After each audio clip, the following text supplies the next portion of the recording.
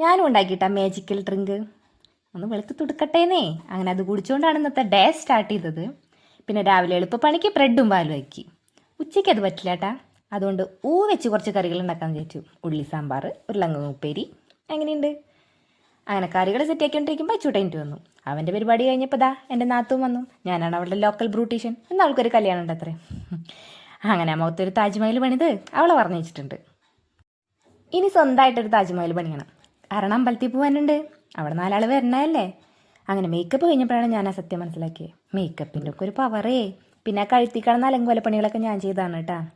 വെട്ടി പൊട്ടിയാലും അറിയാണ്ട് ഒരാൾ അവിടെ ചവിട്ടിയിൽ കിടന്ന് ഉറങ്ങുന്നുണ്ട്. ചത്തോ ആവോ. അമ്പലത്തിൽ ഇന്ന് അങ്ങനെ വലിയ തിരക്കൊന്നും ഉണ്ടായിരുന്നില്ല കേട്ടാ. പോകുന്നത് അമ്പലത്തിലേക്കാണെങ്കിലും തൊട്ടപ്പുറത്തെ ചായക്കടയാണല്ലോ എൻ്റെ ലക്ഷ്യം. അങ്ങനെ പ്രസാദമൊക്കെ വാങ്ങി നേരെ ചായക്കടയിലേക്ക്. ആദ്യം 3 ഉഴുന്നോടെ വാങ്ങി ചട്നിയിൽ മുക്കി കഴിച്ചു. അത് കഴിഞ്ഞിട്ട് വെറൈറ്റിക്ക് ഒരു പഴംപൊരി വാങ്ങി അതും ചട്നിയിൽ മുക്കി കഴിച്ചു. പിന്നെ ഇച്ചൂട്ട വാങ്ങിയ മിഠായി നേരന്ന് വാങ്ങി അതും കൂടെ കഴിച്ചു. പിന്നെ കഴിക്കാൻ വയറ്റിൽ സ്ഥലമില്ലാത്തതുകൊണ്ട് കഴിപ്പ് നിർത്തി. ആർക്കൊന്നും മനസ്സിലായില്ലല്ലോ അല്ലേ. അങ്ങനെ വീട്ടിലെത്തിയിട്ട് പകുതിയാക്കി വെച്ച ഉരുളക്കിഴങ്ങ് ഉപ്പേരിയും ഉള്ളി സാമ്പാറൊക്കെ മുഴുവനാക്കി. ഉച്ചയ്ക്ക് വറുക്കാനായിട്ട് ചാള വാങ്ങിയത് വെള്ളത്തിലിട്ട് വെച്ചിട്ടാണ് പോയത്. അവരിപ്പോൾ വീണ്ടും ചത്തോ ആവോ. ഇനി അവരെ വറുത്ത് സെറ്റാക്കി വെക്കണം.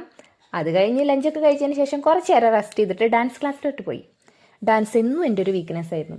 സബ്രോം കി സിന്ദഗി വേണ്ട, ഞാൻ വിഷയത്തിൽ നിന്ന് കുറച്ച് മാറിപ്പോയി. രാത്രി ആയപ്പോഴേക്കും പിന്നെ ലഞ്ച് പണിയായല്ലോ.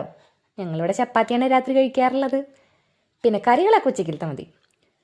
കുറച്ച് ചിക്കൻ വാങ്ങിയിട്ടുണ്ടായിരുന്നു. അത് വറുത്തും കൂടി കഴിഞ്ഞപ്പോൾ സൺഡേ അങ്ങോട്ട് കഴിഞ്ഞു.